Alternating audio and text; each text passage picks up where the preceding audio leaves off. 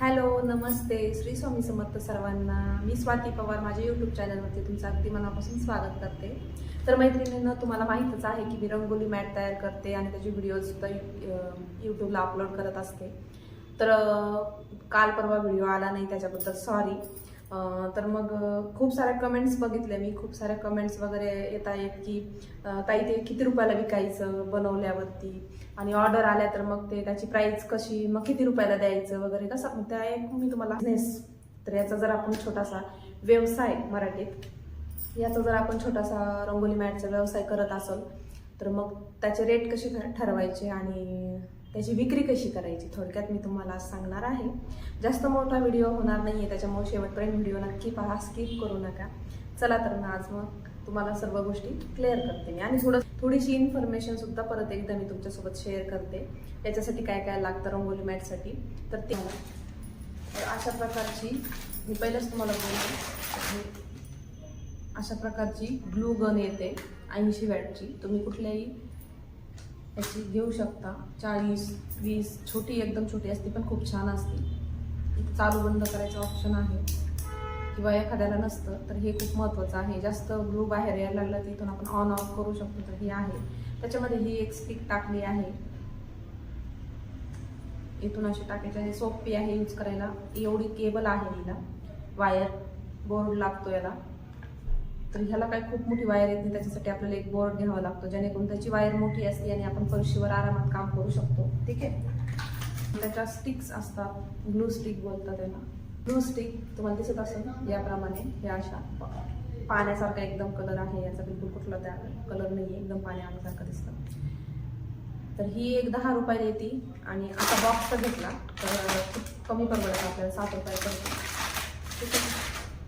आणि तुम्हाला आता मी दाखवते, इथं माझ्याकडे कॅनव्हासचा तुकडा आहे, पाहू शकता तुम्ही.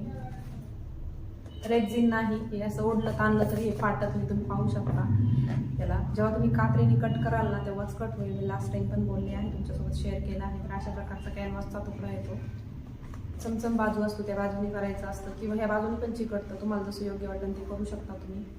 चमकीच्या बाजूने केलं तर ह्या बाजूने छान फरशीवर बसतं, त्याच्यासाठी हे. आणि मला अजून दाखवते उलन, अशी पिशवीमध्ये उलन येते किलोमध्ये, सॉरी. तर ती अशी असते उलन, एवढी अशा प्रकारे असते, तुम्हाला दिसतंय ना, अशा प्रकारे असते.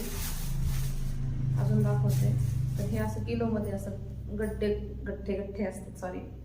तर हे अशा प्रकारे असतं. तर ही अशी सर्व कलर येतात, हे अशीच येतात सर्व कलर. आणि अशी पिशवी असते, अशा पिशवीमध्ये माप करतात ते किलोवरती, याच्यात जेवढे कलर बसतील त्याप्रमाणे. ठीक आहे.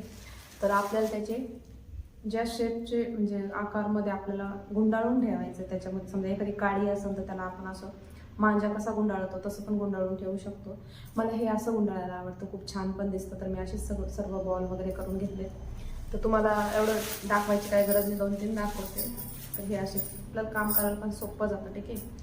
खूप सर्व कलरचे याच्या पिशवीमध्ये बॉल्स करून ठेवलेत.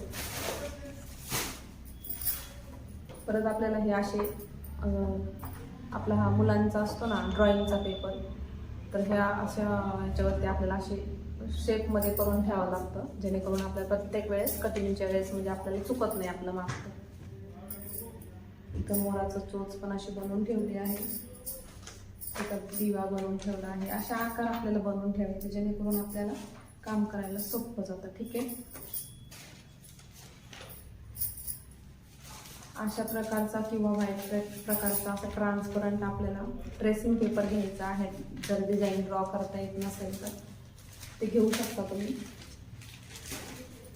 नंतर अजून सांगते, याला कार्बन पेपरची पण खूप गरज असते, खूप मोठा किंवा छोटा आपण दोन्ही पण घेऊ शकतो. कार्बन पेपरवरती डायरेक्ट रेक्झिन असतं ना, त्याच्यावरती डायरेक्ट आपण जर डिझाईन काढायला गेला पूर्ण रेक्झिन वाया जाऊ शकतं, म्हणजे आपल्याकडून होणारच नाही. त्याच्यापेक्षा काय करायचं, साध्या पेपरवरती डिझाईन काढून घ्यायची, कार्बन पेपरने रेक्झिनवरती छापून घ्यायची, सगळ्यात सोपं. ठीक आहे, तसं करायचं. आणि अजून काय दाखवायचं, हां, तरी तुम्हाला सर्व गोष्टी सांगितलेल्या आहेत, काय लागते काय नाही. पेन्सिल खोडरबर शॉर्पनर ते तर तुमच्या लक्षात आलं असेल, त्याच्याशिवाय होत नाही. राऊंडर एक लागतं, राऊंडरची पण गरज असते. तरी इथं मी अशा प्रकारची एक डिझाईन बनवली आहे काल, तुम्ही पाहू शकता. तर आता ही डिझाईन मी बनवली आहे, खूप सिंपल बनवली. तुम्हाला सांगते कशी बनवली. सगळ्यात आधी एक छोटा राऊंड काढून घेतला, नंतर त्याला पट्टीने असं डिवाईड केले, सर्व भाग सेम म्हणजे माप घेऊन केले, ठीक आहे, पट्टीने, छोट्या पट्टीने. आणि नंतर मग पाहिजे तो कलर आपण याच्यामध्ये भरू शकतो. आता तुम्ही म्हणताल, आता सर्वात महत्त्वाचा प्रश्न, खूप साऱ्या जणी म्हणतात की आता ही डिझाईन कितीला द्यायची, ठीक आहे. तर हे पहा, डिझाईन याच्यावरून ठरवायचे आहे. जर रेक्झिनचा आपल्याला 1 मीटरमध्ये रेक्झिन किती आली त्याची ते म्हणजे ठरवायची किंमत. जर 150 रुपये 200 रुपये अशी जर आली असेल, ठीक आहे, तर मग आपण काय करायचं, त्याची किंमत मायनस करायची, ठीक आहे. उलन किती लागलं आपल्याला, ह्याला किती लागलं ते पण मायनस करायचं. आणि नंतर ग्लू स्टिक किती लागल्या त्या मायनस करायच्या. आता ग्लू स्टिक एक 10 रुपयाला येते. आपण जरी एकात खूप मोठ्या याच्यामध्ये आपण होलसेलमध्ये आणले असतील तरी एक स्टिकची आपल्याला सिंगल आणल्याप्रमाणेच किंमत लावायची, ठीक आहे. होलसेलमध्ये आणलं म्हणजे आपण ते 6 रुपये 5 रुपये असं नाही लावायचं. 10ला आणली तर 10ला, तर मला याला 1.5 लागली आहे, 1.5 नाही 1च लागली आहे.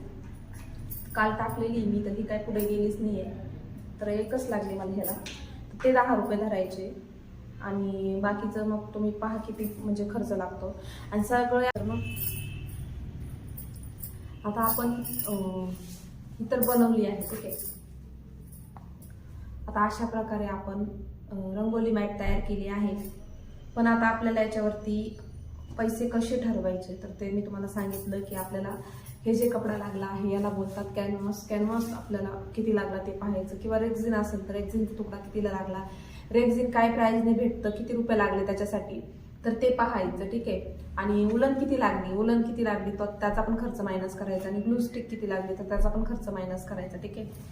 तर मी तुम्हाला याचं सांगते. तर हे जे दिसतंय तुम्हाला, तर याला मला माहिती आहे की मला किती खर्च लागला, ठीक आहे. त्याचे सर्व मायनस करून मला ही द्यायची आहे 150 रुपयाला. मी माझं सांगते. तर आता ही 150 रुपयाला लगेच कोणी घेणार आहे का, नाही घेणार आहे, ठीक आहे. तर विषय असा होतो, जर आपल्याला बिझनेस करायचा असेल ना, तर छोट्या बिझनेसमधून जर मोठ्या बिझनेसपर्यंत सक्सेसफुली जायचं असेल ना, तर माझा पर्सनल एक्सपिरियन्स थोडासा तुमच्यासोबत शेअर करते. हे 150 रुपयाला कोणीच घेणार नाही. आणि जरी घेतलं लकीली तर छान, जर घेतलं नाही तर आपल्याला काय करायचंय. समजा आता माझ्याकडे एक क्लायंट आले हे घेण्यासाठी, तर ते बोलतात 150 रुपये खूप होतात ताई, 100 रुपयाला द्या. आता मला मेहनत लागली, हे बनवायला 1 तास लागलाय, तर आता खर्च पण लागलाय. खर्च तर 100 रुपये निघतोय, पण मग माझ्या मेहनतीचं काय, लाईट बिल आलंय मला त्याला लाईट लागला, तर त्याचं काय. तर मग काय करायचं, सुरुवातीला जी बाई येते ना आपल्याकडे हे घेण्यासाठी, छोट्यातलं छोटं हे फुल घेण्यासाठी, तर त्यावेळेस आपण थोडीशी, मान्य आहे शक्य नाहीये की आपली मेहनतीचे पैसे घ्यायचे नाही, असं थोडी होतं. पण त्यावेळेस काय करायचंय, बिझनेस पुढे न्यायचा आहे ना, तर आज काय करायचं, त्या कस्टमरला जाऊ द्यायचं नाही, ठीक आहे. 10-5 रुपये वाढून पुढे कस्टमर आपल्याला कमवायचा आहे. तर ती काय बोलती कस्टमर की 100 रुपयाला द्या. मी काय बोलते की 150 रुपयाला आहे. 120 मध्ये डन करायचं. जरी नाही ऐकलं तर तुम्ही हे त्यांना 110 पर्यंत सोडू शकतात. जरी तिने नाही ऐकलं आणि ती जर 100 वरच लावून धरलं तर ठीक आहे, आपली मेहनत आपल्याला मिळाली नाही याच्यामध्ये, ठीक आहे. आपला फक्त खर्च निघलाय आणि आपली मेहनत वाया गेली. आपल्या मेहनतीचं काहीच भेटलं नाही, रुपया सुद्धा भेटला नाही. पण काय भेटलंय आपल्याला, कस्टमर भेटले. सगळ्यात महत्वाचं, ही डिझाईन बनवली तर ही डिझाईन केल्याच्या नंतर एक कस्टमर भेटलं, ठीक आहे. तिच्या घरी ही डिझाईन जाणार आहे आणि ती दुसऱ्या 2 जणीला घेऊन येणार आहे. म्हणजे किती, एका कस्टमर सोबत आपल्याला 2 कस्टमर भेटणार आहे, ठीक आहे. असाच आपला बिझनेस पुढे ग्रो होत जातो. आणि आपण जर हीच क्लायंट डावलली तर पुढे कस्टमर येत नाही. आपल्याला त्याच कस्टमरला पटवायचं आहे, तिचं मान राखायचं आहे फक्त त्यावेळेस. आणि दुसऱ्या वेळेस ती कस्टमर घेऊन येते त्यावेळेस तिला फक्त सांगायचं की मी तुम्हाला एवढं कमी दिलं ताई, तर तुम्ही दुसऱ्याला सांगू नका. डायलॉग बाजी करायची थोडीशी की मला मेहनतीचे तुमच्या याच्यामध्ये काहीच पैसे भेटले नाही, मी तुम्हाला जेवढं मला याला सामान लागलं ना तेवढंच तुम्हाला मी हे दिलंय. प्लीज दुसऱ्या वेळेस कुणाला जर पाहिजे असेल तर ते तुम्हीच नका सांगू त्यांना, ठीक आहे. मला थोडंसं भेटू द्या, ठीक आहे. असं झालं. आता हे ती गेली, तिने दुसऱ्या वेळेस 2 जणी घेऊन आली, त्यांनी ही डिझाईन घेतली. आता झालं असं की ही डिझाईन मला द्यायची 200 रुपयाला. तर मी काय करणार, ही 200 रुपयाला द्यायची आहे, ही जाणार तर नाही 200 रुपयाला. आणि ते कस्टमर बोलणार की मग त्यांना वाटण ह्या ताईला एवढी दिली असणार आहे. पण ही डिझाईन मग त्यांना सांगायचं, पटवून सांगायचं, याचा शेप वेगळा आहे, याचा आकार वेगळा आहे, याचं कलर कॉम्बिनेशन वेगळं आहे, याचा कलर खूप छान दिसतो, हे खूप ब्राईट दिसतं आणि याच्यामध्ये खूप फरक आहे, असं पटवून सांगायचं कस्टमरला, ठीक आहे. आणि मग हे अशा प्रकारे आपल्याला बिझनेस करायचा आहे. सुरुवातीला मेहनतीचे पैसे भेटणार नाही आपल्याला, अर्थात नक्कीच नाही भेटणार आहे.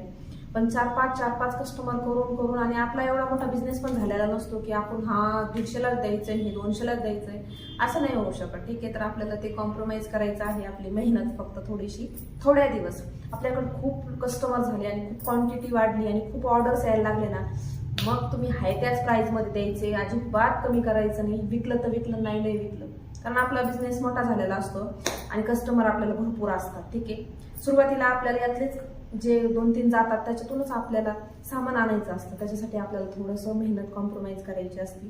तुम्ही करू शकला तर ठीक, नाही करू शकला तर तुमची मर्जी, काहीच हरकत नाही. तुम्ही जसं कंटिन्यू करणार आहात तसं करा. पण याची कशी किंमत काढायची एक्झॅक्ट मी नाही सांगू शकत. तुम्ही ठरवू शकता तुमच्या हिशोबाने. मला कस्टमर, मला माहिती आहे माझं कस्टमर कसं आहे, कितीला घेणार आहे, कितीला मला द्यायचंय. थोडं मागे पुढे करून मी घालवतेच ही डिझाईन, मी ठेवत नाही. अशा प्रकारेच तुम्हाला पण करायचं आहे. आणि एकदा का तुम्ही याच्यामध्ये शिरले बिझनेस करायला, ते ऑटोमॅटिक तुम्हाला कळणार आहे की तुम्हाला हे कितीला द्यायचंय. ते तुमचं ऑटोमॅटिक कळून जाणार आहे तुम्हाला.